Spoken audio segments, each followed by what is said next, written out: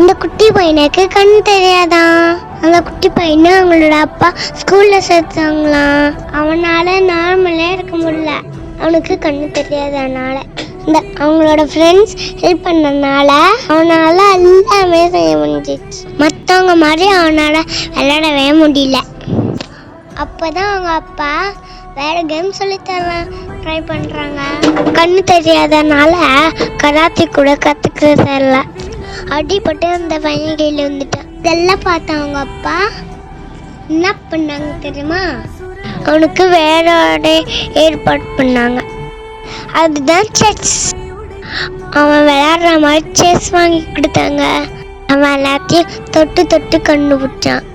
இப்போ செஸ் கேம்ல இவனை அடிச்சுக்க யாருமே இல்லை. நல்லா விளையாட ஆரம்பிச்சிட்டாங்க. டெய்லி நிறைய விளையாண்டு பார்த்தாங்க.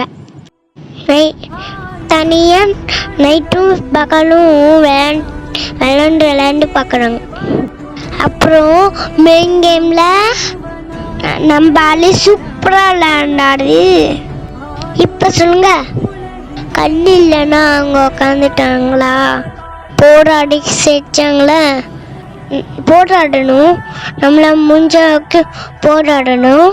அப்போது நம்ம தான் வாழ்க்கையில் வின்னர்.